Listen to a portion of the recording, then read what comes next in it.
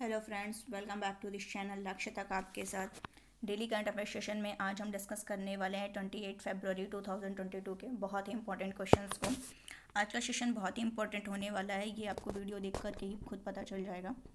तो चलिए आज का सेशन स्टार्ट करते हैं। लेकिन आज के सेशन स्टार्ट करने से पहले जो डेली मैं बोलती हूँ कि आप जा कर के टेलीग्राम चैनल को ज्वाइन कर लीजिए, वहाँ इसकी PDF शेयर कर दी जाएगी और कुछ क्वेश्चंस भी वहाँ शेयर किए जाते हैं जिससे आपकी प्रैक्टिस होती रहेगी।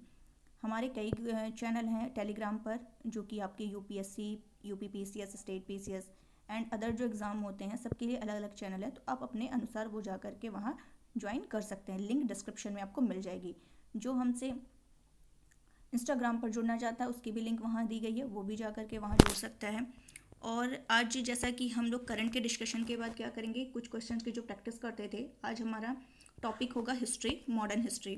तो मॉडर्न हिस्ट्री से रिलेटेड हम लोग कुछ क्वेश्चंस को सॉल्व करेंगे और चलते हैं फिर आज का सेशन स्टार्ट करते हैं। आज का सेशन स्टार्ट करने से पहले जो आज की मोटिवेशन लाइन है वो देख लेते हैं कि क्या कह रहा है।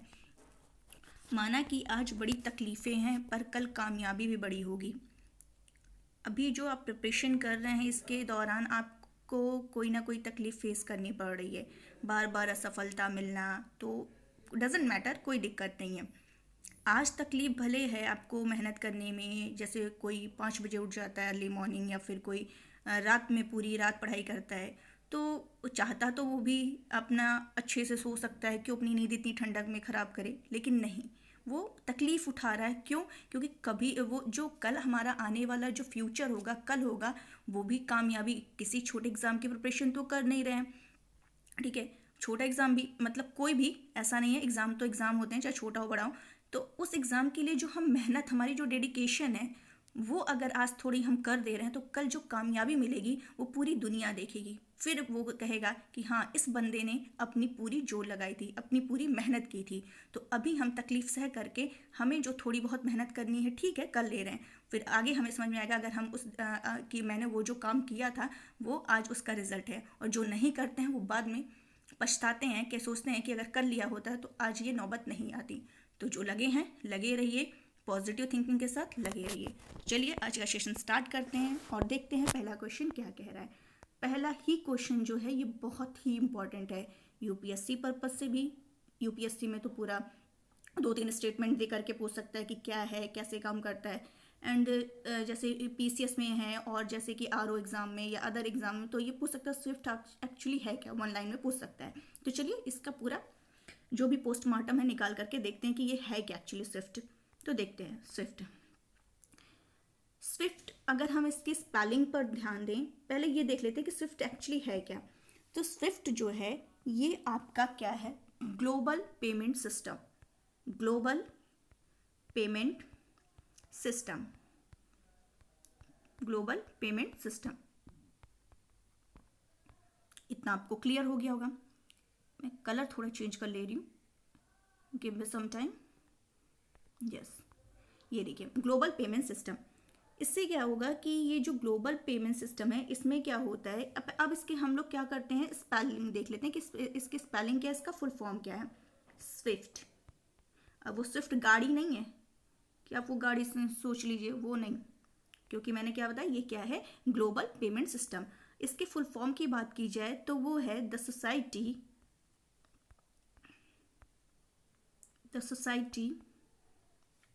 For world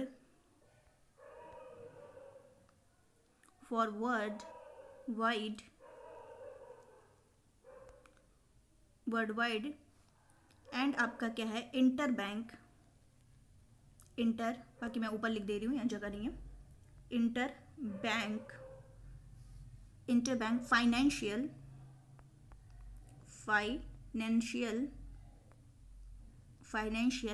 and last word है आपका टेलीकम्युनिकेशन।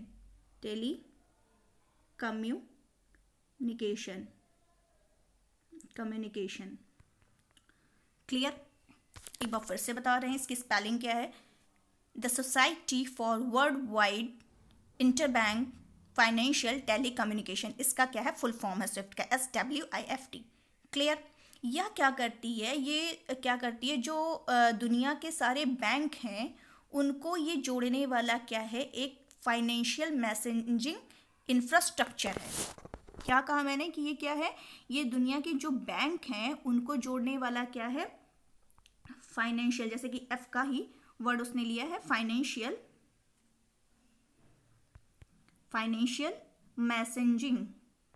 मैसेजिंग इंफ्रास्ट्रक्चर, ये है। क्लियर। इसे जो ये जो है स्विफ्ट, इसको ऑपरेट कहाँ से किया जाता है, बेल्जियम से किया जाता है। एक एक फैक्ट नोट करिएगा, बहुत ही इंपॉर्टेंट टॉपिक है ये। इसे कहाँ से ऑपरेट किया जाता है, बेल्जियम से ऑपरेट किया जाता है। और इसे स्विफ्ट से जुड़े जो बैंक हैं वो इसे क्या करते हैं, चलाते हैं। क्लियर। सेकंड क्या फैक्ट है कि इसके जरिए क्या होता है, जो 200 इसके जरिए 200 जो कंट्रीज हैं, देश हैं, और 11,200 मतलब 200 देश और 11,000 फाइनेंशियल जो इंस्टीट्यूशंस हैं उनको क्या किया जाता है, इसके इंफ्रास्ट्रक्चर के जरिए जो वित्तीय लेन देन से जुड़े निर्देश होते हैं, मैसेज होते हैं, वो पहुंचाए जाते हैं। आई थिंक क्लियर हो गया होगा। और इसमें देखा जाए कि स्विफ्ट से बाहर जो अमेरिका है, अमेरिका के द्वारा स्विफ्ट से बाहर किया हुआ जो देश है उसका नाम है नॉर्थ कोरिया। एंड आपका क्या है, एक ईरान, ये इसको क्या किया है, स्विफ्ट से बाहर किया हुआ है। ये आपको आई थिंक अब क्लियर हो गया होगा। अब ये स्विफ्ट एक्चुअली चर्चा में आया क्यों, ये तो बहुत पहले से चल रहा है, तो अभी क्यों इसका चर्चा पहले क्यों नहीं बताया गया। तो एक्चुअली हुआ क्या कि जो रशिया है उसने क्या किया, जब यूक्रेन पर अटैक किया तो उसके बाद से जो वेस्ट कंट्रीज हैं, पश्चिमी देश हैं, उनकी ओर से ये मांग उठी कि क्या किया जाए कि रशिया को इस वैश्विक वित्तीय तंत्र से, यानी ग्लोबल फाइनेंशियल सिस्टम से क्या किया जाए, पूरी तरह से अलग कर दिया जाए, हटा दिया जाए। क्लियर हो गया होगा, इसीलिए ये चर्चा में आया हुआ है। और ये काम जो है, ये यह काम जो है कि स्विफ्ट से रूस को बाहर करके किया जा सकता है। अब रशिया अगर इसको बाहर कर दिया गया है रशिया को, तो क्या केवल रशिया का घाटा होगा और मतलब अदर उसमें कंट्रीज में नहीं प्रॉब्लम होगी? बिल्कुल होगी। इससे जो अमेरिका है, यूरोपीय देश है, तो उन्होंने ये कदम नहीं उठाया, उन्होंने ये नहीं कहा कि इसको हटा दिया जाए रशिया, क्योंकि इससे उन्हें भी नुकसान होगा। अगर इसको रशिया को नुकसान होगा तो इसको भी नुकसान होने वाला है। तो ये आपको क्लियर हो गया होगा। अब इसमें यही इसलिए क्या कर रहे हैं कि मतलब जो रूस को बाहर करने के लिए मांग कौन कर रहे हैं, ये भी देख लेते हैं। तो जो ब्रिटेन के प्रधानमंत्री हैं बोरिस जॉनसन, वो क्या कर रहे हैं, जो G7 कंट्रीज हैं उनके सदस्यों के साथ मिलकर के दबाव बना रहे हैं कि इसको क्या किया जाए, बाहर कर दिया जाए। और जो यूरोपीय संघ के जिन देश की सीमाएं रशिया के साथ मिलती हैं, वो भी ये चाहते हैं कि पुतिन के जो देश हैं यानी रशिया को क्या है, इसको स्विफ्ट से बाहर कर दिया जाए, वो भी यही चाहते हैं। तो ये आपको क्लियर हो गया कि ये सब क्या कर रहे हैं, यही चाहते हैं कि रशिया को क्या किया जाए, स्विफ्ट से बाहर कर दिया जाए। लेकिन इससे क्या होगा कि मतलब रशिया को तो होगा ही नुकसान, बाकी अदर कंट्रीज को भी होगा। अब कैसे होगा वो भी हमको जानना चाहिए कि कैसे, आखिर अगर इससे बैन लगा दिया गया तो कैसे होगा। ये भी कल मैंने अपने जो आपका रशिया यूक्रेन के बीच जो पूरा विवाद समझाया था, उसके अंदर मैंने एक थोड़ी सी शॉर्ट में बताई थी चीज़ों को। तो इससे होगा क्या कि अगर रशिया की स्विफ्ट तक पहुंच रोक दी गई तो इससे क्या होगा, दूसरे देश को कैसे नुकसान होगा। तो इससे ये होगा कि यूरोप जो है वो रूस का बड़ा व्यापारिक साझेदार है, और ये जो देश है वो गैस के लिए क्या है, रशिया पर आश्रित है। यूरोप जो है गैस के लिए क्या है, काफ़ी हद तक देखा जाए तो रशिया पर ही डिपेंड है। तो इतना तो आपको क्लियर हुआ होगा। अब जब स्विफ्ट से बाहर करने से जब रूस की इकोनॉमी को, उसकी अर्थव्यवस्था को जब झटका लगेगा, तो इससे जो पश्चिमी देश की जो तेल कंपनियां हैं वो भी अफेक्टेड होंगी, वो भी प्रभावित होंगी। तो इसीलिए क्या किया, जो अमेरिका के प्रेसिडेंट हैं जो बाइडेन, उन्होंने रशिया पर ये प्रतिबंध नहीं लगाया, अभी तक तो नहीं लगाया है। आगे क्या होगा देखते हैं, अभी फिलहाल नहीं लगाया है। और रूस जो है वो दुनिया के बड़े तेल निर्यातकों में जो है उसमें शामिल है, और अगर इसको स्विफ्ट से बाहर किया गया तो रूस से जो तेल निर्यात है वो भी कम होगा। अगर वो कम होगा और इससे क्या हो जाएगा, जो अंतर्राष्ट्रीय मार्केट होगा उसमें जो ऑयल की और गैसेस की जो कीमतें हैं वो क्या हो जाएंगी, बढ़ सकती हैं। तो इसीलिए ये पूरा मुद्दा जो है इस समय बना हुआ है, करंट में चल रहा है। तो ये आपको अब क्लियर हो गया होगा। और ये जो स्विफ्ट है, अब देख लेते हैं स्विफ्ट का इतना महत्व क्यों है। तो ऑलरेडी मैंने बता दिया, एक बार और डिस्कस कर लेते हैं। तो कोई भी जो इकोनॉमी है उसके लिए जो अंतरराष्ट्रीय लेन देन होता है वो बहुत ज़रूरी होता है। किसी भी अर्थव्यवस्था के लिए अगर हम एक दूसरे से क्या करना है, लेन देन करना है, तो उसके लिए तो ये जरूरी होगा। तो अंतरराष्ट्रीय व्यापार हो या कोई विदेशी निवेश हो, तो या फिर प्रवासियों की ओर से जो देश में भेजी जाने वाली रकम होती है, या ये क्लियर हो गया, या इकोनॉमी का कोई रिजर्व बैंक जैसे केंद्रीय बैंक का मैनेजमेंट हो, तो ये सारे काम जो होते हैं ये इसी स्विफ्ट के माध्यम से ही होते हैं। इसलिए अगर किसी देश को इससे बाहर किया जाता है तो उसकी जो पूरी अर्थव्यवस्था होगी उस पर असर पड़ेगा। तो इसीलिए ये इसका महत्व बहुत ज़्यादा है। मैंने बहुत डीप में जा करके आपको चीज़ें समझा दी हैं। आई होप क्लियर हो गया होगा। अगर क्लियर हो गया हो तो गाइस प्लीज़ जो नए देख रहे हो सब्सक्राइब करिए चैनल को और लाइक करिए और अपने दोस्तों के साथ इसको क्या करिए, शेयर करिए। ये आपको क्लियर हो गया होगा। अब चलते हैं अपने नेक्स्ट क्वेश्चन की तरफ। क्या कह रहे हैं, राष्ट्रीय विज्ञान दिवस प्रतिवर्ष कब मनाया जाता है। ये क्वेश्चन मैंने डिस्कस किया था 2 दिन पहले शायद लेक्चर में अपने, वहाँ मैंने बताया था। तो यहाँ एक बार फिर से कर लेते हैं क्योंकि मैंने बताया था वो पूरा 3-4 दिन का चलता है, जिसमें 22 से वो स्टार्ट होता है, 28 तक चलता है। 28 मतलब इसको आज क्या हुआ, इसका समापन था, इसलिए इस क्वेश्चन को लिया है। आज एक बार फिर से इसका रिवीजन हो जाएगा। तो चलते हैं, देख लेते हैं क्या कह रहा है कि राष्ट्रीय विज्ञान दिवस हर साल कब मनाया जाता है। तो कब मनाया जाता है, 28 फरवरी। इंपॉर्टेंट क्वेश्चन है, ध्यान रखिएगा। इसलिए कहना आज का क्लास बहुत इंपॉर्टेंट है, स्किप मत करिएगा, पूरा देखिए, कोई ना कोई क्वेश्चन जरूर फंसेगा, तो इसलिए ध्यान रखिए। क्या कह रहा है कि 28 फरवरी को मनाया जाता है। अब ये जो मनाया जाता है विज्ञान दिवस, इसका उद्देश्य क्या है। इसका उद्देश्य है कि लोगों में क्या किया जाए, जो साइंस है, विज्ञान है, उसके महत्व को, उसके प्रयोग का क्या किया जाए, संदेश फैलाया जाए, उनको जागरूक किया जाए। क्लियर। इसकी थीम जो इस बार की है वो देख लेते हैं क्या है थीम है। थीम उस दिन मैंने बताया था, फिर एक बार बता दे रहे हैं। सतत भविष्य के लिए विज्ञान और प्रौद्योगिकी में एकीकृत दृष्टिकोण। सतत भविष्य के लिए, सतत भविष्य के लिए विज्ञान और प्रौद्योगिकी, यहां ऊपर लिख दे रहा, विज्ञान और प्रौद्योगिकी, विज्ञान और प्रौद्योगिकी में क्या होना चाहिए, एकीकृत दृष्टिकोण, एकीकृत दृष्टिकोण। क्लियर। इंग्लिश में क्या है, तो integrated approach in science and technology for sustainable future. उम्मीद है क्लियर हो गया होगा। आगे चलते हैं, क्या कह रहा है कि ये जो 28 फरवरी को मनाया जाता है, तो क्यों मनाया जाता है ये भी जानना जरूरी है। एक्चुअली क्या हुआ था, 28 फरवरी 1928। अब ये सन आप नहीं भूलेंगे, क्यों नहीं भूलेंगे, 19 तो हर जगह लगभग रहता ही है, और ये 28 लास्ट में 28, तो इससे आपको क्लियर हो जाएगा कि 1928 में क्या हुआ था। जो सीवी रमन जी थे, सीवी रमन, एक मिनट आपको दिखा भी दे रहे हैं, ये सीवी रमन जी ने क्या किया था 1928 में, एक मिनट, 1928 में क्या था, इन्होंने रमन प्रभाव की खोज की थी। किस प्रभाव की खोज की थी, रमन प्रभाव की खोज की थी। अभी बताएंगे रमन प्रभाव है क्या एक्चुअली। तो रमन प्रभाव की इन्होंने खोज की थी, और इसी खोज को चिन्हित करने के लिए ही क्या किया जाता है, 28 फेब को क्या किया जाता है, ये मनाया जाता है। और इस खोज के लिए, रमन प्रभाव की खोज के लिए इनको क्या किया गया था, 1930 में, 1930 में इनको भौतिकी में, किसमें, भौतिकी में इनको क्या मिला था, नोबेल पुरस्कार मिला था, नोबेल पुरस्कार। आई होप क्लियर हो गया होगा। अब बात किया जाए कि इसको, ये सारे तो हो गए कि किसके लिए, कब, क्या हुआ, सब कुछ हो गया।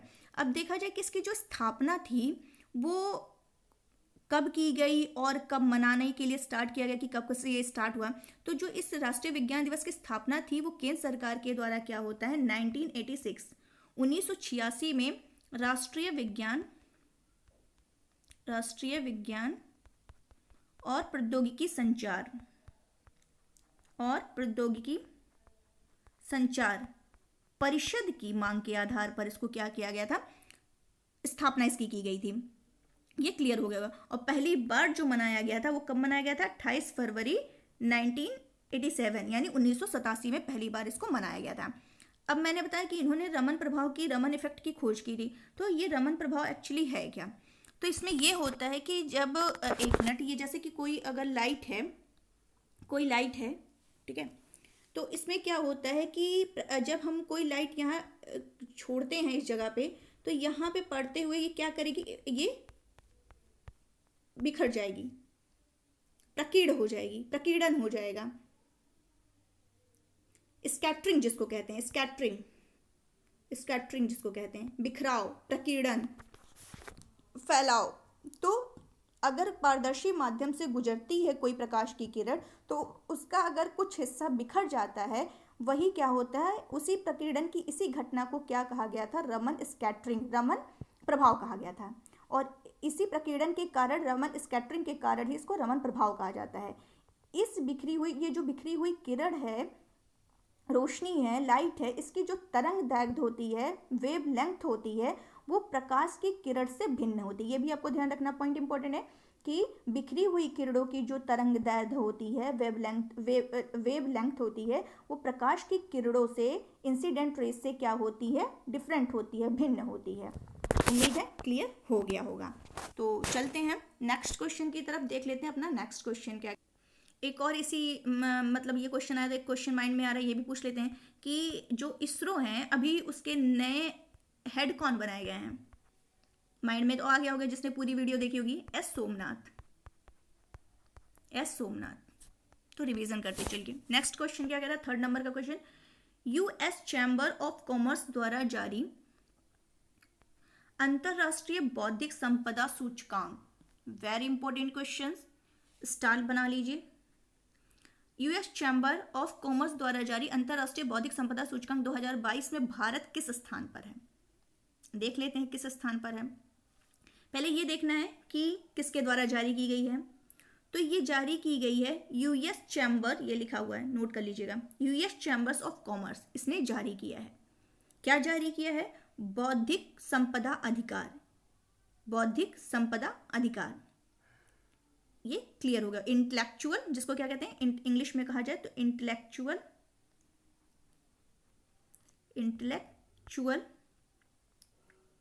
प्रॉपर्टी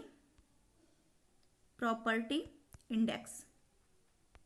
ये जो इंटेलेक्चुअल प्रॉपर्टी इंडेक्स है, इसने क्या, ये रिपोर्ट जारी की जाती है। और इस रिपोर्ट में क्या होता है, ये टोटल कितने, मतलब ये देख लेते हैं कि कितने देशों की रिपोर्ट जारी की गई। इसमें 55 देशों में, 55 देशों में भारत की रैंकिंग ये पूछ रहा है। तो वो भारत की रैंकिंग क्या है, 43वें नंबर पर ये है। इंपॉर्टेंट क्वेश्चन है, ध्यान रखिएगा। ये इतना क्लियर हो गया। चलिए, ये 55 हुआ, 55 देशों में मतलब ये जारी की गई 55 देशों की रैंकिंग, जिसमें 43 पे कौन है, भारत है। तो टॉप पर कौन है? तो हमें टॉप 3 तो कम से कम पता होने चाहिए, कम से कम टॉप 3 तो कौन से हैं? फर्स्ट जो है वो है अमेरिका, सेकंड है आपका UK, United kingdom, and third है जर्मनी, फोर्थ है स्वीडन, एंड 5 है फ्रांस। तो first America, second UK, third Germany, and Bharat की रैंकिंग 43, टोटल 55। ये क्लियर हो गया होगा।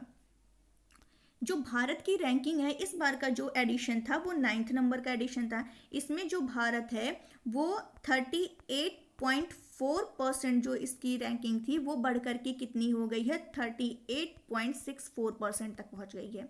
तो रैंकिंग थोड़ी सुधरी हुई है। ये आपको क्लियर हो गया होगा। कुछ और रिपोर्ट की बात कर लेते हैं। अब जो मेरे माइंड में आ रहा है मैं चीज़ों को बता दे रही हूँ, सब तो नहीं बता पाएंगे लेकिन जो माइंड में वही बता पाएंगे।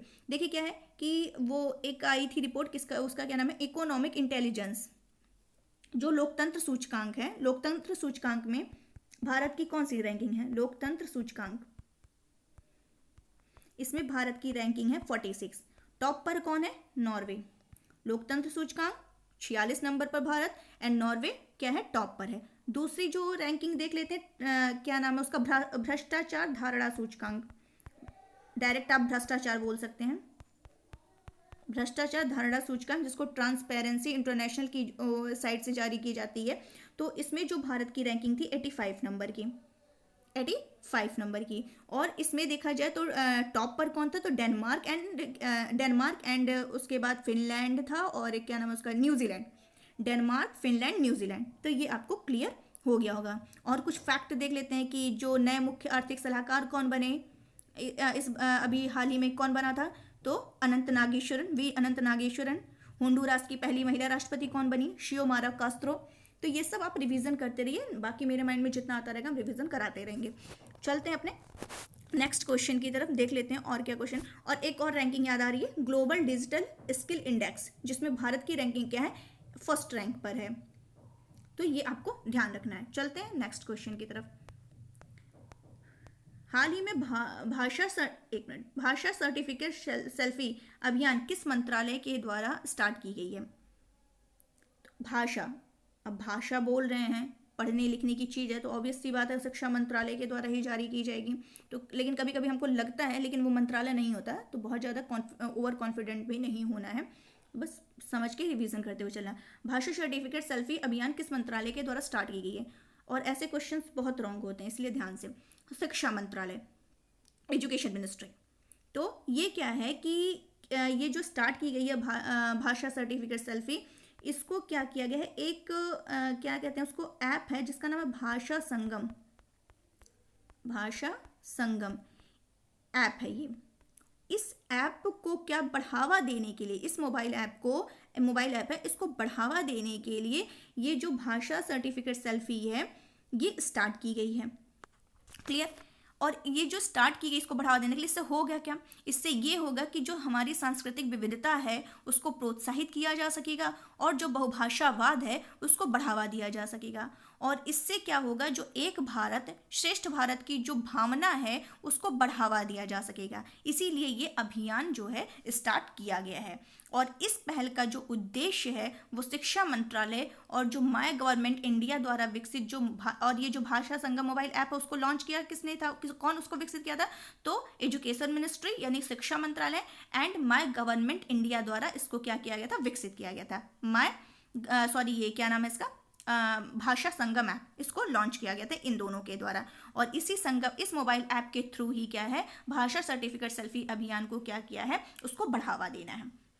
तो ये आपको क्लियर हो गया होगा। अब जब लैंग्वेज की बात आई है तो हमारा दायित्व क्या बन जाता है, हमारा दायित्व ही बन जाता है कि इससे रिलेटेड जितने भी क्वेश्चन हो फटाफट 1 मिनट के अंदर रिवीजन कर लेते हैं। ठीक है, कर लेते हैं। तो ये क्या लिखा है, जो हमारा संविधान है उसके भाग 17 में 17, भारतीय संविधान के भाग 17 में जो आर्टिकल आपका क्या है 343 से 351, यहाँ लिख दे रहे नीचे 351, इसमें जो आर्टिकल शामिल हैं वो हमारे लैंग्वेजेस यानी भाषाओं से संबंधित हैं। तो जो हमारी संविधान है उसकी जो अनुसूची 8वीं अनुसूची है उसमें क्या है, आपके टोटल 22 भाषाएं उसमें शामिल हैं। लेकिन मूल रूप से कितनी शामिल थी ये भी क्वेश्चन पूछता है। तो मूल रूप से अगर बात की जाए तो वो 14 ही शामिल थी, बाद में इसको ऐड किया गया एक्स्ट्रा। तो कौन कौन से ऐड किया गया ये ऑलरेडी मैंने बताया हुआ, लेकिन फिर भी हम बता दे रहे हैं। वो पहले मतलब वो कौन कौन से 14 मतलब ये कौन कौन से ऐड किए गए वो देख लेते हैं। तो जो हमारा 21 अमेंडमेंट था, बहुत बार क्वेश्चन पूछा है तो हल्के में मत लीजिएगा। 21 अमेंडमेंट जो था 1967 में हुआ था, 1967 में हुआ था। इसमें क्या होता है, सिंधी भाषा को ऐड किया जाता है, सिंधी भाषा को ऐड किया जाता है। क्लियर हो गया होगा। अगर बात करें 71 अमेंडमेंट की जो कि थी आपकी 1992 में हुई थी, और इसमें क्या होता है, हमें 3 भाषाएं ऐड हुई मिलती हैं। 3 भाषाएं, कौन सी 3 भाषाएं थी, इसके लिए मैंने ट्रिक बताया था आपको, नमक। क्या बताया था कि नमक 71 रुपये में क्या मिलता है, नमक मिलता है। अब नमक कैसे, नेपाली, मणिपुरी और कोंकणी, नेपाली, मणिपुरी, कोंकणी, यही 3 क्या है 71 में जोड़ी जाती है। इस बार एग्जाम में आया भी था ये क्वेश्चन, पीसीएस में ये क्वेश्चन आया हुआ था। पीसीएस की आरओ थोड़ा कंफ्यूज है लेकिन पूछा था ये क्वेश्चन। नेक्स्ट क्वेश्चन क्या कह रहा है, अरे नेक्स्ट क्वेश्चन नहीं सॉरी, एक और बचता है आपका। एक जो 3rd अमेंडमेंट हुआ था वो 92 अमेंडमेंट 2003 में। इसमें क्या होता है, कितनी भाषाएं जोड़ी जाती हैं, 4 कौन सी जोड़ी जाती हैं, तो उसके लिए मैंने बताया था ट्रिक आपको, बॉड मॉस बताया था। बॉडमॉस। तो बॉडमॉस का मतलब क्या हुआ? बॉ से क्या कहते हैं उसको? बोडो, डी से डोंगरी, एम से मैथिली, एस से संथाली। बी से बोडो, डी से डोंगरी, एम से मैथिली, एस से संथाली। तो ये आपकी ट्रिक हो गई और आपको क्लियर हो गया होगा। अब बात करें कि कि भारत में कितनी शास्त्रीय भाषाएं हैं। कितनी भारत में शास्त्रीय भाषाएं हैं? तो जो शास्त्रीय भाषाएं हैं उनको देख लेते हैं। टोटल है 6। कितनी शास्त्रीय भाषाएं हैं? टोटल 6 हैं। तो उन 6 में देखा जाए जिसको क्या किया गया है, 2004 से लेकर के 2014 तक इनको शास्त्रीय भाषा का दर्जा दिया गया। तो 2004 में जो पहली शास्त्रीय भाषा थी जिसको दर्जा दिया गया था वो थी तमिल, एंड सेकंड आपकी थी संस्कृत जो थी 2005, एंड थर्ड आपकी थी कन्नड़ जो की थी 2008, और तेलुगु 2008, मलयालम 13, ओडिया 2014। चलिए अब भाषा बता दिया तो नृत्य भी सोच रहे हैं कि बता ही दें, फटाफट रिवीजन हो जाए। शास्त्रीय नृत्य जो है आपकी ये 8 है। भाषा जो थी शास्त्रीय वो आपकी 6 एंड नृत्य 8 है। कौन कौन सी? Bharatanatyam, Kathak, Kathakali, Kuchipudi, Odissi, Manipuri, Sattriya and Mohini Attam. Now clear हो गया होगा आप लोग को। अगर बात करें कि भाषाई आधार पर गठित होने वाला जो पहला राज्य था वो कौन सा स्टेट था? आंध्र प्रदेश। ये भी आपको क्लियर हो गया होगा। अब कहीं से भी क्वेश्चन घूम करके आए आपका गलत नहीं होगा। ये क्वेश्चन देखते हैं, इंपॉर्टेंट है भी। कायर बोर्ड, अब ये कायर वो कायर नहीं कि कुछ लोग कायर होते हैं, कुछ हिम्मती होते हैं, वो कायर नहीं है ये, ठीक है। इसको यहाँ पर वो इसको ऐसे लिखेंगे। तो ये जो कोयर बोर्ड रीजनल ऑफिस है इसका उद्घाटन हाल ही में कहाँ किया गया है? तो देख लेते हैं कहाँ किया गया है। तो इसका जो कोयर बोर्ड, कायर नहीं बोलेंगे, क्वायर बोलेंगे, इस बोर्ड क्षेत्रीय कार्यालय ये जो है ये किससे संबंधित है? पहले ये देख लेते हैं। ये तो इस उद्घाटन महाराष्ट्र में किया जा रहा है। तो ये जो किससे संबंधित है? MSME मतलब इसको अगर हिंदी में कहें तो सूक्ष्म, लघु और मध्यम उद्यम। तो जो MSME मिनिस्ट्री है, मंत्री हैं, उन्होंने ही इसको क्या किया है? महाराष्ट्र का एक सिंधु दुर्ग है, महाराष्ट्र के सिंधु दुर्ग में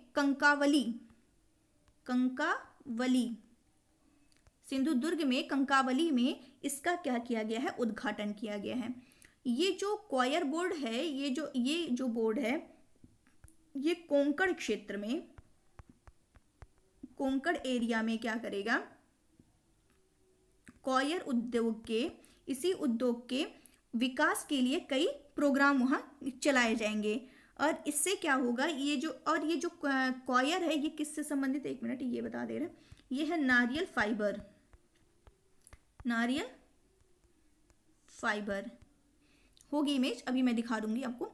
तो ये जो क्वायर बोर्ड है ये भारत में क्या करेगा? क्वायर यानी नारियल फाइबर उद्योग के प्रचार और विकास के लिए इस उद्योग को किसके तहत, जो इस उद्योग को मतलब ये क्या है जो स्थापित कर रहा है, ये किस एक्ट के तहत कर रहा है ये भी ध्यान रखिएगा। 1953 1953 एक्ट के तहत ये स्थापित भारत सरकार के द्वारा क्या है? एक वैधानिक निकाय है। तो इसी के तहत ये क्या किया जा रहा है? उद्घाटन इसका किया जा रहा है। और इसका हेडक्वार्टर कहाँ है इसका? तो देख लिया जाए। हेडक्वार्टर जो है वो है कोच्चि में है। और ये किसके अधीन काम करता है? ये बोर्ड जो काम करता है ये किसके अधीन करेगा? MSME के अधीन करेगा। इसका उद्घाटन भी किसने किया है? MSME मिनिस्ट्री ने ही मतलब मंत्री ने ही किया है। अब चलते हैं हम लोग अपने नेक्स्ट क्वेश्चन की तरफ। कोविड-19 के लिए भारत का पहला स्वदेशी रूप से विकसित receptor binding domain RBD protein सब यूनिट वैक्सीन कौन सी है? तो देख लेते हैं कौन सी है। तो उसका नाम है, आप देख रहे होंगे, कोर्बेवैक्सटियम है।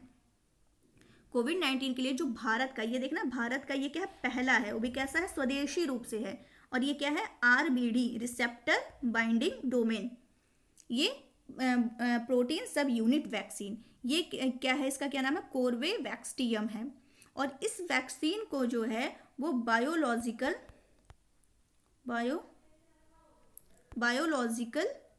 ई लिमिटेड के द्वारा इसको क्या किया गया है? विकसित किया गया है। अभी हाल ही में इसको क्या किया गया है? DGCI जो है मतलब ड्रग क्या बोलते हैं उसको, drug controller general of India, उससे और एक क्या है EUA यानी कि इमरजेंसी यूज ऑथराइजेशन, इसकी मंजूरी अभी इसको हाल ही में मिल गई है। तो इसको क्या किया गया है, अब स्टार्ट किया जाएगा। और ये किसके लिए होगा ये देखना है। ये 1 मिनट, 12 से 18 वर्ष के लिए, 12 से 18 वर्ष के लिए इसको अनुमति दी गई है। ये आपको क्लियर हो गया होगा। और अगर कुछ और वैक्सीन, और हाँ, ये जो बायोलॉजिकल अभी मैंने बताया ई कंपनी है, इसके द्वारा इसको विकसित किया गया। ये कहाँ पर है वो कंपनी, वो हैदराबाद। तो ये भी आपको क्लियर हो गया। तो ये भी ध्यान रखिएगा, इंपॉर्टेंट क्वेश्चन है।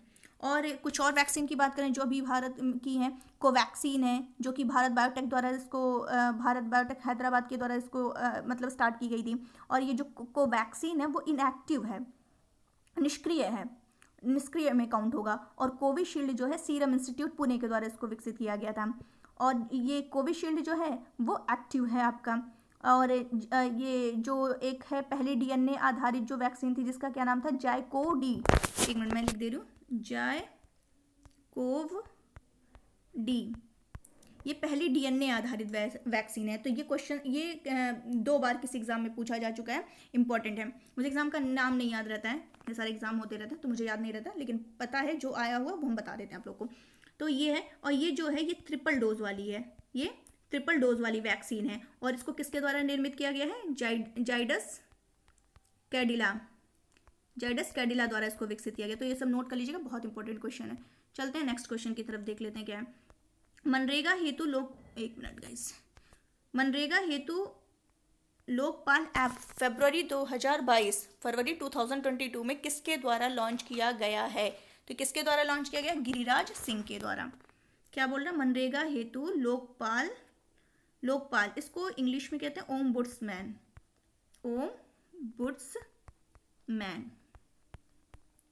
तो इसको क्या किया है, लॉन्च किया गया है। कब किया गया है, फरवरी 2022 में। किसके द्वारा, तो ये गिरिराज सिंह के द्वारा लॉन्च किया गया है। अब ये गिरिराज सिंह कौन है, कौन सा नया नाम आ गया, तो देख लेते हैं। पता होगा बहुत लोगों को नहीं पता होगा। तो जो केंद्रीय ग्रामीण विकास और पंचायती राज मंत्री हैं गिरिराज सिंह, इन्हीं के द्वारा इसको स्टार्ट किया गया है। और ये क्या करेगी, जो ये एक मतलब ये ऐप जो होगी, ये ई गवर्नेंस के लिए इसको स्टार्ट किया गया है कि ये क्या करेगी, वहाँ पर जवाबदेही और पारदर्शिता में क्या करेगी, हेल्प करेगी, मदद करेगी। मतलब जो लोकपाल होगा उसको क्या करेगी, ये ऐप जो, ये एप्लीकेशन जो होगी, वो लोकपाल को यानी ओम्बुड्समैन को उन पारदर्शी और जवाबदेह तरीके से जो उनके कर्तव्य का पालन होगा वो करने में ये ऐप होगी, मदद करेगी। ये आपको क्लियर हो गया होगा। अब इसको विकसित क्यों किया गया है, तो विकसित वही रीज़न है। तो ग्रामीण विकास मंत्रालय ने क्या किया, राज्यों में मनरेगा योजना के कार्यान्वयन से ही संबंधित, किसके, मनरेगा योजना के, उसी के कार्यान्वयन से सहित क्या किया है, जो डिजिटल, भौतिक और जनसंचार माध्यम से जो प्राप्त शिकायत होंगी, उनके आधार पर जो लोकपाल अपॉइंट हुआ होगा, उसी के द्वारा क्या किया जाएगा, जो शिकायत होंगे उसका मतलब वो शिकायत का क्या किया जाएगा, उसमें रिपोर्टिंग की जाएगी। रिपोर्टिंग के उद्देश्य से ही इस ऐप को क्या किया गया है, डेवलप किया गया है, विकसित किया गया है। तो ये लोकपाल द्वारा क्या किया जाएगा, जब उस पर वो क्या कहें रिपोर्ट हो जाएगी उस पर उसका, तो वो लोकपाल क्या करेगा, उस शिकायतों का क्या करेगा, समय पर निवारण, ट्रैकिंग सब करता रहेगा। तो ये आपको क्लियर हो गया होगा। अब बात आती है हमारी ओम्बुड्समैन की, जो कि हमारे लिए इम्पोर्टेंट हो जाती है। तो ये जो ओम्बुड्समैन है, ये संस्था पहली बार कहाँ स्टार्ट हुई थी, स्वीडन में हुई थी। स्वीडन में पहली बार ये संस्था स्थापित हुई थी अपने देश के उस देश के स्वीडन में, मतलब जो वहाँ के प्रशासकीय और जनप्रतिनिधि के क्रियाकलाप थे उस पर निगरानी रखने के लिए स्टार्ट की गई थी स्वीडन में। तो उनके खिलाफ क्या होता था, जनता शिकायत दर्ज करती थी, तो जो शिकायत दर्ज उसकी जांच होती थी, और दोष अगर सही पाया जाता था तो उसी की ये सारी व्यवस्था करती थी। तो ये आपको क्लियर हो गया होगा कि 1819 में 1809 में स्वीडन के संविधान में ये हमें ओम्बुड्समैन की प्रक्रिया, ये इंपॉर्टेंट है, कहाँ से आया है ये, तो स्वीडन के संविधान से ओम्बुड्समैन की व्यवस्था की गई थी। तो ये आपको उम्मीद है क्लियर हो गया होगा। और मनरेगा एक्ट की अगर बात करें तो मनरेगा भी हमारे लिए इंपॉर्टेंट हो जाता है। मनरेगा एक्ट जो हुआ था ये क्या है, 2005 में आया। और इसे लागू कब किया गया, 2 फरवरी 2006 से इसको लागू किया। तो जब ये एक्ट बना था तो इसका नाम मनरेगा नहीं था, बल्कि क्या था, नरेगा था। नरेगा। जब इसमें महात्मा गांधी जी आकर के जुड़ते हैं तब ये मनरेगा कहलाता है। ये कब जुड़ते हैं, तो ये 2 अक्टूबर 2009। तो ये आपको क्लियर हो गया होगा। और ये इसमें मनरेगा एक्ट के तहत क्या होता है, ये भी क्वेश्चन पूछ चुका है, ऐसे लाइन से ही पूछा था 3 स्टेटमेंट दे करके कि किस एक्ट के तहत हुआ, 2005। एंड इसमें कितने दिन का काम होता है, तो 100 डेज का काम होता है, 100 दिन का काम रहता है इसमें, तो ये भी ध्यान रखना है। और इसमें जो महिलाएं होती हैं 1/3 महिलाओं के लिए सीट रहती है। तो ये आपको क्लियर हो गया होगा। और अभी कल मैंने बताया था किसान ऐप किसके द्वारा लॉन्च किया गया, तो IIT रुड़की के द्वारा। और ये जो लोकपाल हैं, पहले जो लोकपाल हैं वो कौन है, पिनाकी चंद्र घोष। भारत के जो पहले लोकपाल हैं उनका नाम है पिनाकी चंद्र घोष। ये भी आपको क्लियर हो गया होगा। चलते हैं नेक्स्ट क्वेश्चन की तरफ। 58 नंबर की जो सीनियर राष्ट्रीय शतरंज चैंपियनशिप 2022 का मेजबान शहर कौन सा है, तो कौन सी सिटी कर रही है, वो कर रही है कानपुर। तो जो अखिल भारतीय शतरंज महासंघ द्वारा कानपुर में क्या किया जा रहा है, किसके द्वारा ये किया जा रहा है, ये भी देख लेते हैं। तो ये कर रहा है अखिल भारतीय शतरंज फेडरेशन यानी महासंघ के द्वारा इसको कानपुर में आयोजित किया जा रहा है। और इसमें क्या होगा, 184 प्लेयर्स जो हैं वो क्या करेंगे, पार्टिसिपेट करेंगे, जिसमें आपके क्या होंगे 23 ग्रैंड मास्टर एंड 30 अंतर्राष्ट्रीय मास्टर इसमें क्या होंगे, इसमें पार्टिसिपेट करेंगे। और अभी जो 7वीं नंबर की जो राष्ट्रीय महिला शतरंज चैंपियनशिप 2022 स्टार्ट की गई थी वो कहाँ पर आयोजित की गई थी, भुवनेश्वर। तो ये भी आपको क्या करना है, ध्यान रखना है। चलते हैं नेक्स्ट क्वेश्चन की तरफ। अभी और क्वेश्चन है, मैंने 1 या 2 दिन पहले बताया था कि ये डेफ एक्सपो ये कहाँ स्टार्ट की गई, ये स्टार्ट की गई है गांधीनगर कहाँ है, गुजरात में। और 2000 और ये लास्ट ईयर कहाँ स्टार्ट की गई थी, तो ये लखनऊ में स्टार्ट की गई थी, लखनऊ 2021 में लखनऊ में, 2022 में गुजरात के गांधीनगर में। तो ये आपको क्लियर हो गया होगा। चलते हैं नेक्स्ट क्वेश्चन की तरफ। हाल ही में मैक्सिकन ओपन टूर्नामेंट का खिताब किसके द्वारा जीता गया है, मैक्सिकन ओपन टूर्नामेंट का खिताब किसके द्वारा जीता गया है, तो ये जीता गया है राफेल नडाल के द्वारा। राफेल नडाल ने ये जो खिताब है मैक्सिकन ओपन टेनिस टूर्नामेंट का खिताब जो है ये 4थी बार जीता है। यानी ये एक 2005 में, 2013, 2020 एंड अभी इन्होंने ये जीता है। तो ये 4 बार हो गया। और इन्होंने किसको हरा करके, यानी ये विजेता है। तो उप विजेता कौन है, किसको ये हराए हैं, तो ब्रिटेन के एक हैं, क्या नाम है उनका, कैमरून यहाँ लिख दे रहे हैं, कैमरून नूरी, इनको हरा करके जीते हैं। और राफेल नडाल कहाँ के हैं, ये स्पेन के हैं। तो ये भी आपको ध्यान रखना है। चलते हैं अपने नेक्स्ट क्वेश्चन की तरफ बढ़ने से पहले सोच रहे हैं टोक्यो ओलंपिक के बारे में थोड़ा सा बता दिया जाए। बहुत इंपॉर्टेंट, बहुत जितना भी बहुत क्या उतना ही कम है, तो इसलिए बहुत इंपॉर्टेंट। तो चलिए फटाफट देख लेते हैं। पहले ही टोक्यो ओलंपिक पे जाने से पहले जो अब खेल आया है तो खेल के बारे में अच्छे से बता देते हैं कि जो मेजर ध्यानचंद खेल रत्न है, मेजर ध्यानचंद खेल रत्न, इसमें क्या हुआ था, कितने खिलाड़ियों को मिला था, ये क्वेश्चन सीधे सीधे पूछ सकता है कि मेजर ध्यानचंद कितने खिलाड़ियों को ये रत्न पुरस्कार मिला था, मेजर ध्यान रत्न, तो ये मिला था 12 खिलाड़ियों को। 12 खिलाड़ियों को। वो कौन कौन से हैं, तो बोल रहे हैं, लिखेंगे नहीं, फटाफट सुन लीजिए ताकि टाइम ज़्यादा ना वेस्ट हो। नीरज चोपड़ा एथलेटिक्स, रवि दहिया कुश्ती, लवलीना बोरगोहेन मुक्केबाजी, PR श्रीजेश हॉकी से हैं, अवनी लेखारा पैराशूटिंग, अंतिल, जो टफ होगा वो थोड़ा हम लिख देंगे, अंतिल जो है ये किससे है, पैरा एथलेटिक्स हैं, ये पैरा एथलेटिक्स के हैं। और प्रमोद भगत ये पैरा बैडमिंटन के हैं, कृष्णा नगर पैरा बैडमिंटन के हैं, Manish Narwal para shooting, Mithali Raj cricket, Sunil Chhetri football, Manpreet Singh hockey. तो ये 12 खिलाड़ी ऐसे हैं जिनको मेजर ध्यानचंद खेल रत्न पुरस्कार से सम्मानित किया गया था। ये क्लियर हो गया होगा। अब बात करें टोक्यो ओलंपिक 2020 की, जो कि बहुत ही इंपॉर्टेंट है आपके एग्जाम के पॉइंट ऑफ व्यू से, तो देख लेते हैं। तो जो MC मैरी, ये टोक्यो ओलंपिक जो हुआ था 2020 उसमें देख लेते हैं। जो MC मैरी कॉम है और जो पूरे हॉकी टीम के कप्तान, पुरुष हॉकी टीम के कप्तान थे मनप्रीत सिंह, उन्होंने उद्घाटन समारोह में क्या एक काम किया था, भारतीय दल के ध्वजवाहक थे ये दोनों, MC मैरी कॉम और पुरुष हॉकी टीम के कप्तान मनप्रीत सिंह। अगर बात करें कि बजरंग पुनिया की, जो कि बजरंग पुनिया कांस्य पदक विजेता, इन्होंने टोक्यो ओलंपिक में कौन सा पदक जीता था? टोटल 7 पदक जीते थे, तो जिसमें से ये भी पूछ सकता है कि कौन सा पदक किसने जीता था। तो कांस्य पदक विजेता है ये, क्या नाम है इनका? बजरंग पुनिया। इन्होंने क्या, जब इसका समापन हुआ तो उस समापन समारोह में ध्वजवाहक, तो ये भी पूछता है कि समापन में कौन ध्वजवाहक था और स्टार्टिंग में कौन था, उद्घाटन में कौन था? तो समापन में बजरंग पुनिया थे और स्टार्टिंग में जो उद्घाटन था उसमें मैरी कॉम, MC मैरी कॉम एंड पुरुष हॉकी टीम के कप्तान मनप्रीत सिंह थे। ये क्लियर हो गया होगा। अगर बात करें कि टोक्यो गेम्स 2020 में भारत ने अब तक मतलब सबसे ज़्यादा इस बार जो 2020 में हुआ ये टोक्यो, ये सर्वश्रेष्ठ ओलंपिक पदक संख्या का रिकॉर्ड इस बार भारत ने अपने अब तक का बनाया हुआ है, तो ये भी क्लियर हो गया। मैंने बताया इसमें 7 इन लोगों ने मेडल अपने नाम किया था, जो ये भी आपको ध्यान रखना है। और बात करें कि जो टोटल ओवरऑल की बात करें तो जो गोल्ड मेडलिस्ट हैं नीरज चोपड़ा, इन्होंने भाला फेंक में गोल्ड मेडलिस्ट हैं ये 87.58 मीटर इन्होंने भाला फेंका था और उसी में इनको गोल्ड मेडल मिला था। और इससे और अगर बात करें कि जो मीराबाई चानू है, ये भारोत्तोलन, इन्होंने 49 केजी महिलाओं की 49 केजी में इनको रजत पदक मिला था। किसको? मीराबाई चानू को कौन सा? सिल्वर, रजत पदक मिला था भारोत्तोलन में। और अगर बात करें कुश्ती में, रवि दहिया को 57 किलोग्राम फ्री स्टाइल में इनको मिला था। कांस्य पदक मिला था इनको लवलीना बोरगोहेन, जो कि असम की हैं, इनको कांस्य पदक मिला था किसमें? मुक्केबाजी में। और PV सिंधु को बैडमिंटन में। PV सिंधु किससे संबंधित है? बैडमिंटन से। और इनका क्या नाम है? बजरंग पुनिया, ये क्या नाम है? कुश्ती से संबंधित है।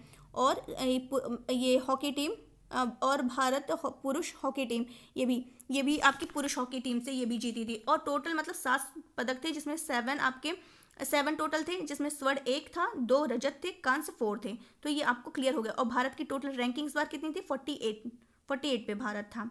तो ये आपको क्लियर हो गया होगा।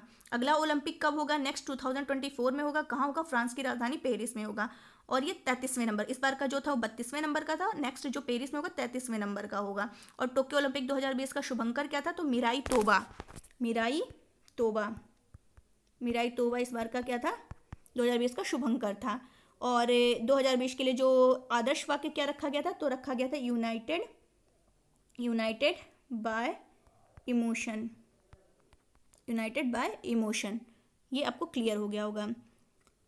और ये जो ओलंपिक खेल आयोजित करती है उसकी संस्था का क्या नाम है? IOC यानी इंटरनेशनल ओलंपिक कमेटी, जिसका मुख्यालय कहाँ है? स्विट्जरलैंड के ल्यूसाने में इसका हेडक्वार्टर है। और और कुछ फैक्ट बताएं तो ओलंपिक के लोगों में जो कलर्स होते हैं, कई कलर होते हैं, उसमें 5 छल्ले होते हैं, जो कौन कौन से महाद्वीपों का प्रतिनिधित्व करते हैं? तो नीला, जो कि नीला कलर यूरोप के लिए, ब्लैक अफ्रीका के लिए, रेड अमेरिका के लिए, येलो एशिया के लिए और ग्रीन जो है ऑस्ट्रेलिया के लिए। आप लोग देख लीजिएगा जा करके, यही होते हैं। चलते हैं अब अपने नेक्स्ट क्वेश्चन की तरफ, ऑलरेडी बहुत लंबा हो गया। क्या कह रहा है कि भारतीय रेलवे का पहला सोलर पावर प्लांट जो सीधे ट्रैक्शन पावर को फीड प्रदान करता है उसे कहाँ स्थापित किया गया है? तो बीना, MP। ये भी इंपॉर्टेंट क्वेश्चन है MP वालों के लिए स्पेशली। तो MP जो है मध्य प्रदेश, यहाँ का एक सिटी है, बीना है। यहाँ पर क्या किया जाएगा? ये सोलर पावर प्लांट लगाया गया है। और यहाँ पे इससे क्या होगी? जो इस प्लांट में जो तैयार होगी सोलर एनर्जी, उससे क्या होंगी? ट्रेनें दौड़ेंगी, ट्रेनें चलाई जाएंगी। और इससे क्या होगा? रेलवे को पर ईयर क्या होगा? 100 करोड़ रुपए की क्या होगी? सेविंग होगी। तो ये भी क्लियर होगा। और क्या होगा? और इससे क्या होगा कि 2160 टन CO2 कम निकलेगी। इससे कम निकल रही है 2160 टन कार्बन डाइऑक्साइड क्या है? कम निकलेगी। यानी क्या होगा? पर्यावरण की रक्षा भी रेलवे एक तरीके से कर रहा है। तो ये आपको क्लियर, मतलब इसका जो अगर सीधे तौर पे कहा जाए तो इसका जो लक्ष्य है, इसका जो टारगेट है वो नेट कार्बन उत्सर्जन इसका लक्ष्य है। तो ये आपको सीधे रखना है कि जो हमारा 2070 तक का लक्ष्य रखा गया है वो इसका लक्ष्य है कि इसमें ये कहीं ना कहीं ये अपना रोल प्ले कर रहा है। तो ये आपको क्लियर हो गया होगा। और ये जो 2160 टन कार्बन डाइऑक्साइड उत्सर्जन की कमी होगी, ये इसका मतलब है लगभग 1 लाख पेड़ लगाने के बराबर है। 1 लाख पेड़ लगाने के बराबर। तो ये आपको क्लियर हो गया होगा। चलते हैं अपने नेक्स्ट क्वेश्चन की तरफ। यूक्रेन से भारतीयों की वापसी के लिए भारत सरकार के द्वारा कौन सा ऑपरेशन शुरू किया गया है? छाप लीजिए, बहुत ही इंपॉर्टेंट है, बहुत इंपॉर्टेंट, नोट कर लीजिएगा। यूक्रेन से भारतीयों की वापसी के लिए भारत सरकार के द्वारा जो ऑपरेशन स्टार्ट किया गया है वो है operation Ganga. Operation Ganga start किया गया है। तो ये आपको क्लियर। एक मिनट गाइस, इसमें थोड़ा पीछे चलते हैं क्वेश्चन में, कुछ और फैक्ट सोचना बता ही दें, थोड़ा इनकम्प्लीट मुझे लग रहा था। ये देखिए, ये जो बीना एमपी में स्टार्ट किया गया है, तो इसमें क्या होगा, ये किसके द्वारा स्टार्ट किया गया ये भी देख लेते हैं। ये भेल के द्वारा, भेल, भेल मतलब कि भारत हैवी इलेक्ट्रिकल्स लिमिटेड, इसी के द्वारा ये क्या किया गया है, स्टार्ट किया गया है। तो ये आपको अब क्लियर हो गया होगा। ये लाइन मुझसे छूट गई थी, शायद बताया था कि नहीं मुझे नहीं याद है, लेकिन मुझे लगा कि छूट रहा है कुछ, तो अब क्लियर हो गया होगा। अब ये पूरा, तो इससे क्या होगा, जो भारतीय रेलवे का जो शुद्ध शून्य कार्बन उत्सर्जन है, उसका जो नेटवर्क बनाने का उद्देश्य है रेलवे का, वो उससे क्या होगा, सौर ऊर्जा के उपयोग को और तेजी मिलेगी। और इसे प्राप्त करने के लिए जो भारतीय रेलवे है वो 2030 यानी 2030 तक जो उसकी खाली भूमि है उसका यूज़ करके वो क्या करेगा, 20 गीगावाट तक मतलब इस क्षमता तक के सौर ऊर्जा संयंत्र स्थापित करने की इसकी योजना है। तो ये सारे आपको क्लियर हो गया होगा। मैंने अभी नाम लिया भेल की, तो भेल जो है ये इसका हेडक्वार्टर कहाँ है, नई दिल्ली में है। और ये जो है इसकी स्थापना हुई थी 1956 में हुई थी, 1956 में हुई थी। और इसके जो प्रबंध निदेशक अध्यक्ष कह सकते हैं वो कौन है, तो नलिन सिंघल है, नलिन सिंघल। ये मुझसे छूट रहा था, सो मैंने डिस्कस कर दिया। चलते हैं नेक्स्ट क्वेश्चन की तरफ। अब ये जो मैंने बताया कि इंपॉर्टेंट है इसको, कि कौन सा ऑपरेशन शुरू किया गया है, तो ये शुरू किया गया ऑपरेशन गंगा। तो यूक्रेन, इसमें जो यूक्रेन में फंस गए थे भारतीय, उनको निकालने के लिए भारत सरकार ने जो मिशन रखा उसका नाम ऑपरेशन गंगा रखा। तो युद्ध जो प्रभावित वो है यूक्रेन है, देश है, उसी से क्या हुआ है, तो डायरेक्ट वहाँ से तो नहीं, लेकिन रोमानिया के रास्ते से, एक minute give me some time, एक मिनट। ये आप देख रहे होंगे, ये आपका बेलारूस है, ये बेलारूस है, ये यूक्रेन, यहीं पर युद्ध कर रहा है रशिया, और ये रोमानिया। तो जो मतलब क्या हुआ है, जो ये ऑपरेशन गंगा जो चलाई गई है भारतीयों को वापस लाने के लिए, तो इसमें रोमानिया, इसी रोमानिया के रास्ते से क्या हुआ है, एयर इंडिया का जो विमान है 219 भारतीयों को लेकर के ये अभी क्या हुआ है, सैटरडे शाम को लेकर के बॉम्बे आया है। तो इसीलिए है कि ये कौन से अभियान के तहत, ऑपरेशन गंगा के तहत ये लाया गया है। तो आपको मैंने सारी स्टोरी बता ही दी है कि रशिया का अटैक वहाँ पर है, तो जिससे क्या हुआ था, जो यूक्रेन के हवाई क्षेत्र थे उसको क्या कर दिया गया था, बंद कर दिया गया था, जिससे वहाँ के जो भारतीय नागरिक थे उनको निकालने के लिए ये मार्ग चुना गया। कौन सा मार्ग, रोमानिया का मार्ग चुना गया। फिर क्या हुआ कि जो नागरिक थे भारत के, वो वहाँ क्या करते हैं, यूक्रेन से क्या करते हैं, बस में सवार होते हैं, फिर रोमानिया पहुँचते हैं, और फिर रोमानिया का एक सिटी है जिसका नाम है बुखारेस्ट है। यहाँ से लोग क्या करते हैं, एयर इंडिया की फ़्लाइट में सवार होते हैं, फिर भारत पहुँच जाते हैं। ये पूरी रहती है। तो ये आपको क्लियर हो गया। अभी एक स्टार्ट हुआ था वंदे भारत मिशन। वंदे भारत मिशन कब स्टार्ट किया गया था, जब कोविड का टाइम था, तो उसमें जो विदेशों में फंसे भारतीय थे तो उनको स्वदेश लाने के लिए स्टार्ट किया गया था वंदे भारत मिशन। और उसी टाइम नौसेना ने एक ऑपरेशन लॉन्च किया था जिसका नाम था समुद्र सेतु। तो ये पूछ सकता है समुद्र सेतु कैसे, नौसेना वही विदेशों में फंसे भारतीयों के लिए ही किया गया था ये। और एक और अफगानिस्तान से भारतीय, जब अफगानिस्तान में क्या हुआ था, हिंसा फैली हुई थी, तो वहाँ से भारतीयों को निकालने के लिए क्या किया गया था, एक ऑपरेशन, उसको बचाव अभियान कह सकते हैं, स्टार्ट किया गया था, जिसका नाम था ऑपरेशन देवी शक्ति। तो उसी को स्टार्ट किया गया था। तो इसके लिए ये अफगानिस्तान से। तो ये सारी आपको क्लियर हो गई होगी। चलते हैं अपने नेक्स्ट क्वेश्चन की तरफ, जो हमारा नेक्स्ट क्वेश्चन क्या कह रहा है देख लेते हैं। एक मिनट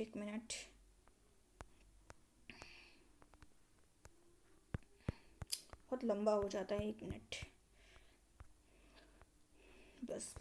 ये तो ये आपका हो गया ऑपरेशन गंगा। ये देख रहे होंगे आप लोग, आए हैं तो सब अपना फ्लैग लेकर के, ये देखिए। चलते हैं आज का प्रैक्टिस क्वेश्चन देख लेते हैं, कौन क्या कह रहा है। पहला क्वेश्चन हमारा क्या है, अंग्रेजी भारतीय सेना में चर्बी वाले कारतूसों से चलने वाली एनफील्ड राइफल कब शामिल की गई थी।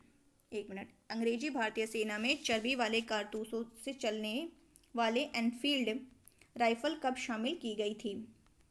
तो देख लेते हैं, आपको ऑप्शन है आपके लिए नवंबर 1856, दिसंबर 1856, जनवरी 1857 एंड फरवरी 1857। तो ये कब हुई थी, ये दिसंबर 1856, दिसंबर 1856।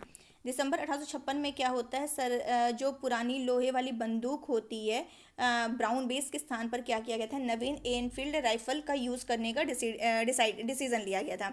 तो इसमें क्या होता है कि यूज़ की गई थी गाय और सुअर की चर्बी लगी होती थी। इसी तो इसमें क्या होता था, जो कारतूस होता था तो उसका जो ऊपर वाला पार्ट होता था तो उसको खोल मुंह से काटना पड़ता था उसको, जो नई राइफल आई थी। तो उसमें क्या होता है, तो जनवरी 1857 में क्या होता है, बंगाल में ये अफवाह फैल जाती है कि चर्बी वाले कारतूसों में क्या हुआ है, गाय और सुअर की चर्बी लगी हुई है। और इसी से क्या हो जाता है कि और उनको ये लगने लगता है कि उनके धर्म को भ्रष्ट करने का ये लोग कोशिश कर रहे हैं। और यही क्या होती है, 1800 यही कारतूस क्या करती है, 1857 का जो विद्रोह का तत्कालिक कारण बनता है। तो ये पूरी कहानी आपको पता चल गई हुई। नेक्स्ट क्वेश्चन क्या कर रहा है, 1857 के नेतृत्व विद्रोह का नेतृत्व बिहार में किसके द्वारा किया गया है, बहुत ही इंपॉर्टेंट क्वेश्चन है। तो बिहार में डायरेक्ट आंसर बता दे रहे हैं, किसने किया था, कुंवर सिंह ने किया था। किसने किया था, कुंवर सिंह ने। 1857 में क्या होता है, जगदीशपुर, बिहार के जगदीशपुर में जो विद्रोह, ये भी क्वेश्चन पूछ सकता है कि बिहार में जो लोग हैं उनके लिए ये क्वेश्चन है कि बिहार के जगदीशपुर से, तो वहाँ की जो विद्रोह की अगुवाई कर रहे थे, लीडरशिप कर रहे थे, वो कुंवर सिंह ही थे। और ये कुंवर सिंह जो थे बिहार के आरा जिले से संबंधित थे। तो ये आपको क्लियर हो गया होगा। और विद्रोह के दौरान इन्हें क्या माना जाता था, बिहार का सिंह माना जाता था। इन्होंने क्या किया था, शाहाबाद जिला है, वहाँ पर अंग्रेजों की जो सत्ता थी उसका तख्ता पलट किया और अपनी सरकार स्थापित की। और ये क्या करते हैं, कानपुर पर संयुक्त आक्रमण के लिए नाना साहब की मदद के लिए फिर क्या करते हैं, कालपी की ओर आगे चले जाते हैं। और फिर वहाँ पर भी जा करके अपना रोहतास, मिर्ज़ापुर, रीवा, बांदा, लखनऊ, यहाँ तक जाते हैं, अपना पूरा करते हैं। और फिर क्या होता है, 26 अप्रैल 1858 में इनकी मृत्यु हो जाती है। और ये आपको ध्यान रखना है कि कब इनकी डेथ होती है, 1858, 26 अप्रैल। तो ये ध्यान रखना कि कौन किया था बिहार में, ये किए थे, इनका क्या नाम था, कुंवर सिंह। तो ये आपको क्लियर हो गया होगा। और अगर बात करें कानपुर में नाना साहब ने किया था। फैजाबाद में नेतृत्व मौलवी अहमदुल्ला ने किया था। ये मैच अब फॉलोइंग में दे देते हैं ऐसे लाइन कि आप मैच करिए कि कौन सा सही है कौन सा गलत है। और ये हो गया। और देखा जाए तो क्या नाम है, लखनऊ में किसने किया था, लखनऊ में बेगम हजरत महल ने किया था। तो ये सारे आपको फैक्ट याद रखना है। क्या कह रहा है क्वेश्चन नेक्स्ट, कौन 1857 के विद्रोह में अंग्रेजों का सबसे कट्टर दुश्मन था, कौन था, देख लेते हैं कौन सा कट्टर दुश्मन था। तो ऑप्शन है आपके लिए कि एक मिनट, ऑप्शन में एक मिनट जो कट्टर दुश्मन था, ऑप्शन आपके लिए मौलवी अहमदुल्ला शाह और मौलाना फजल खैराबाद, नवाब लियाकत अली। चलिए 3 में से बताना आपको कि, चलिए 2 ऑप्शन दे रहे हैं, दोनों में से खाली बताना है। पहला है मौलवी अहमदुल्ला शाह एंड सेकंड है नवाब लियाकत अली। तो जो इसके कट्टर दुश्मन थे वो है मौलवी अहमदुल्ला शाह। क्वेश्चन इंपॉर्टेंट है, पूछ चुका है। तो मौलवी अहमदुल्ला शाह जो थे वो फैजाबाद में विद्रोह का अपना नेतृत्व कर रहे थे। और वो जो थे ये क्या करते, ये अंग्रेजों के सबसे कट्टर दुश्मन थे। और ये देखा जाए ये यहाँ से तो कर रहे थे, एक कौन सा क्वेश्चन था, ये था, ये फैजाबाद में तो लीडर फैजाबाद से लड़ रहे थे, नेतृत्व फैजाबाद का कर रहे थे। लेकिन ये मूल रूप से कहाँ के रहने वाले थे, ये भी क्वेश्चन पूछा है। तो तमिलनाडु के अरकाड के रहने वाले थे, लेकिन ये आकर के यहाँ बस जाते हैं और यहीं से ये नेतृत्व करते हैं। तो ये आपको क्लियर हो गया। और इन्होंने एक आह्वान किया था, कहा था कि सारे लोग काफिर अंग्रेज के विरुद्ध खड़े हो जाओ और उन्हें भारत से खदेड़ दो। किसने कहा था, इन्होंने कहा था कि सारे लोग काफिर अंग्रेज के विरुद्ध खड़े हो जाओ और उन्हें भारत से खदेड़ दो। ये इन्हीं का ही स्टेटमेंट था। इनके बारे में अंग्रेजों ने भी बल्कि स्टेटमेंट दिया था कि अदम्य साहस के गुणों से परिपूर्ण है और दृढ़ संकल्प वाले जो व्यक्ति तथा विद्रोहियों में सर्वोत्तम सैनिक हैं। इनको गिरफ्तार करने के लिए इवन क्या किया गया था, ब्रिटिश सरकार के द्वारा 50,000 रुपए का इनाम भी रखा गया था। तो ये सब आपको ध्यान रखना। नेक्स्ट क्वेश्चन क्या, 1857 के विद्रोह को किस उर्दू कवि ने देखा था। ये भी इंपॉर्टेंट है। ऑप्शन है जोग, गालिब और इकबाल। तो कौन देखा था, तो गालिब। 1857 के विद्रोह को मिर्जा गालिब के द्वारा ये देखा गया था। नेक्स्ट क्वेश्चन क्या कह रहा है, 1857 के विद्रोह से बिहार का कौन सा भाग अप्रभावित रहा। तो कौन सा पार्ट था, तो ऑप्शन देंगे आपको, उसी ऑप्शन में आपको बताना है कि कौन कौन सा था। जैसे दानापुर, पटना, आरा, मुजफ्फर, मुंगेर, ये बिहार में क्वेश्चन पूछा हुआ था तो बीपीएससी में, तो इम्पोर्टेंट है उस वहाँ से। तो ये कौन सा मतलब जो अप्रभावित जो था कि इस बिहार का कौन सा विद्रोह से अप्रभावित रहा, तो वो था कौन सा आपका, मुंगेर जिला। तो बिहार के 1857 में बिहार के दौरान जो बिहार में थे आरा, दानापुर, पटना, मुजफ्फर, शाहाबाद, ये सब विद्रोह के क्या थे, प्रमुख सेंटर थे, प्रमुख केंद्र थे। तो ये आपको ध्यान रखना। और पटना में देखा जाए तो मीर अली ने विद्रोहियों का क्या किया था, नेतृत्व किया था। तो ये आपको ध्यान रखना है। तो ये हो गया। और आज क्वेश्चन मैं दे नहीं पाई हूँ, यहाँ भूल गई, मैंने मेंशन करना भूल गई। कोई नहीं, मैं क्या करूँगी, वहाँ पर डिस्क्रिप्शन में ही पिन कर दूँगी मैसेज नहीं सॉरी, ये जो क्वेश्चन होगा वहाँ मैं डिस्क्रिप्शन में पिन कर दूँगी। वहाँ से आप लोग अपना जिसको भी आंसर देना होता है वहाँ से देख करके आप लोग आंसर दे दीजिएगा, मैं याद से वहाँ पिन कर दूँगी। तो चलिए आज के लिए बस इतना ही। और हाँ, चलिए रिवीजन कर लेते हैं। हाल ही में अमेरिकी सुप्रीम कोर्ट की पहली अश्वेत महिला जज कौन बनी, कैथार्सी ब्राउन जैक्सन। राष्ट्रपति रामनाथ कोविंद जी के द्वारा लचित बोरफुकन की 400वीं नंबर की जयंती समारोह का उद्घाटन कहाँ किया गया, असम में। मंदिर वास्तुकला का अंतर्राष्ट्रीय सम्मेलन देवायतनम इंपॉर्टेंट है, ध्यान रखिएगा। ये 26 फरवरी को कहाँ आयोजित किया गया, हम्पी, कर्नाटक, जिसके बारे में मैंने पूरी मंदिर के स्ट्रक्चर ही पूरा बता दिया था वहाँ पर। अंतर्राष्ट्रीय T20 क्रिकेट में 24 फरवरी 2022 को सबसे ज़्यादा रन बनाने वाला खिलाड़ी कौन बन गया है, रोहित शर्मा। किस संस्थान के द्वारा हाल ही में किसान नामक ऐप से, अभी मैंने चर्चा किया आज के भी लेक्चर में, IIT रुड़की के द्वारा इंपॉर्टेंट है। भारत जापान 27 फरवरी से 10 मार्च तक वार्षिक संयुक्त सैन्य अभ्यास धर्म गार्जियन 2022 का आयोजन कहाँ करेंगे, बहुत इंपॉर्टेंट क्वेश्चन है, कर्नाटक के बेलगांव में। और धर्म गार्जियन किसका, भारत और जापान के सहयोग से, तो बहुत इंपॉर्टेंट है ये। हाल ही में बाल्टिक देश में शामिल किस देश में आपातकाल की घोषणा की गई, लिथुआनिया। किस बैंक पर यूनाइटेड स्टेट फेडरल अथॉरिटी ने 24 फरवरी 2022 को मनी लॉन्ड्रिंग के मामले में $55 मिलियन का जुर्माना लगाया, पाकिस्तान नेशनल बैंक। और IDBI के प्रबंध निदेशक के रूप में, कार्यकारी अधिकारी के रूप में पुनर्नियुक्ति की मंजूरी किसे दी गई है, राकेश शर्मा को दी गई है। भारतीय नौसेना का बहुपक्षीय सैन्य अभ्यास मिलन 22, ये भी बहुत इंपॉर्टेंट है, विशाखापत्तनम में की गई है। किस कंपनी ने भारत में अपना पहला साइबर सुरक्षा केंद्र शुरू करने की घोषणा की है, IBM। तो ये देखिए ऑपरेशन गंगा के तहत ये सारे हैं। ये देखिए हंगरी के रास्ते निकाले जा रहे हैं। विदेश सचिव ने कहा कि 2000 भारतीय रोमानिया हंगरी के रास्ते भी निकाले। इस बीच पोलैंड ने भी भारत की मदद के लिए अपने हाथ बढ़ाए। और यहाँ मैंने स्विफ्ट के बारे में पूरी डिटेल दे दी है, आप लोग देख लीजिएगा। जंग खत्म करने का प्रयास शुरू, अब यहाँ पे स्टार्ट हो कि जंग खत्म किया जाएगा, इसके लिए मीटिंग भी हुई है। बाकी जो न्यूज़ निकल के आएगी वो मैं कल बताऊँगी। आज अभी यही हो कि ये लोग एग्री हो गए हैं कि चलिए हम लोग बात करते हैं। और अंतर्राष्ट्रीय जूडो महासंघ ने पुतिन को मानद अध्यक्ष के पद से निलंबित कर दिया। तो पूरी जो भी न्यूज़ थी मैंने यहाँ पिन कर दिया है सारा, आप लोग देख लीजिएगा। ये मैप है, आप लोग देखते रहिए, मैप थोड़ा बहुत डेली और ये देखिए, ये मैं दिखाना चाह रही थी, ये देखिए ये कायरबोर्ड क्षेत्र का, तो यहाँ से आप लोग पढ़ लीजिएगा। और राफेल नडाल ने चौथी बार मैक्सिकन ओपन खिताब जीता है। और ये रूस से संयुक्त राष्ट्र सुरक्षा परिषद की सीट छीनी जाए, ये सब इनका स्टेटमेंट है। ये सब लग रहा है 2 बार हो गया है। चलिए कोई नहीं, आज के लिए बस इतना ही। उम्मीद है आपको सेशन समझ आया होगा, पसंद आया होगा।